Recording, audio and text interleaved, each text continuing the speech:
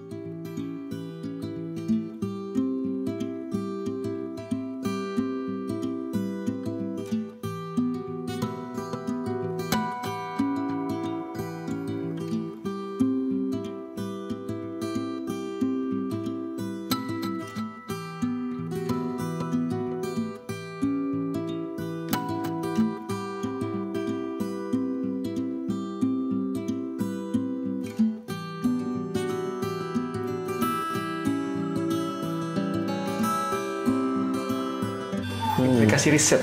Ini yang seringkali menjadi kegelisahan bagi para peneliti, baik dari mahasiswa S1, S2 maupun S3, serta para akademisi, para dosen yang memang punya kewajiban dalam terkait perguruan tinggi dan salah satunya adalah penelitian. Apa implikasi riset seperti apa itu yang jos? Yang harus disajikan dalam penelitian, yang harus mengisi gap riset yang memang sebetulnya banyak ya. Tapi kadangkala kita tidak cukup peka untuk menggali itu.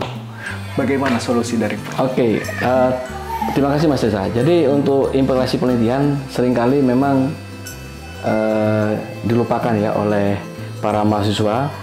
Jadi ketika kita sudah merancang, sudah merumuskan kontribusi penelitian kita, baik mulai dari teoritis sampai kepada kebijakan. Jadi pertanyaan yang ketiga yang perlu dilontarkan oleh dosen pembimbing adalah apa implikasi dari penelitian Anda? Apa implikasi penelitian dari penelitian kamu? Jadi dari sini implikasi tentunya banyak beragam implikasi. Jadi implikasi teoritis, implikasi konseptual, implikasi praktis, implikasi kebijakan.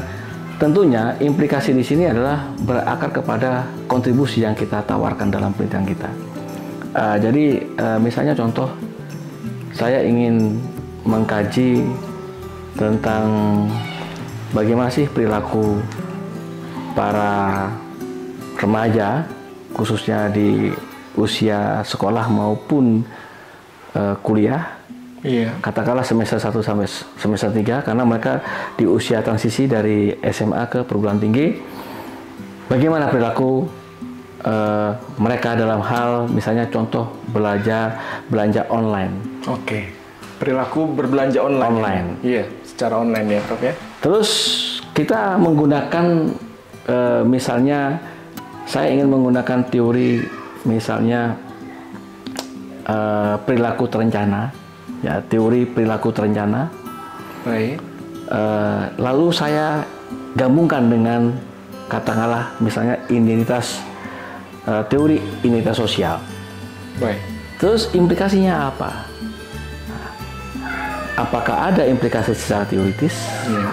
Dengan menggabungkan teori perilaku terencana dan teori identitas sosial? Baik. Ini dalam tataran teoritis. Ya. Apakah ada implikasi konseptual? Apakah nanti ada konstruk-konstruk yang bisa kita bangun dari menggabungkan kedua teori ini? Oke. Terus mungkin bagi implikasi praktis Mungkin bagi para pengusaha hijab atau perusahaan-perusahaan hijab atau mungkin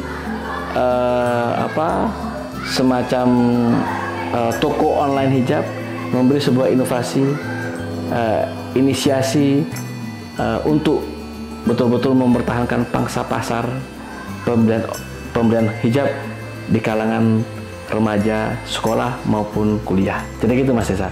Baik. Dan tentunya implikasi di sini berakar kepada kontribusi yang kita tawarkan. Oke. Jadi tidak mungkin ada sebuah implikasi penelitian tanpa kejelasan kontribusi penelitian yang kita tawarkan di sini. Jadi begitu Mas Desa. Baik. Jadi setidaknya ada 2 ya, implikasi secara teoritis maupun implikasi Contohnya ya, contoh. Maupun implikasi secara konseptual, begitu ya. Nah, ini nanti kita akan coba gali lebih jauh untuk pencerahan-pencerahan bagaimana penelitian atau riset ya di kampus ini agar memiliki implikasi yang betul-betul memberikan manfaat untuk kehidupan. Oke, terima kasih semuanya bersama Prof. Handoyo. Terus ikuti channel kesayangan kita, Andaru Media.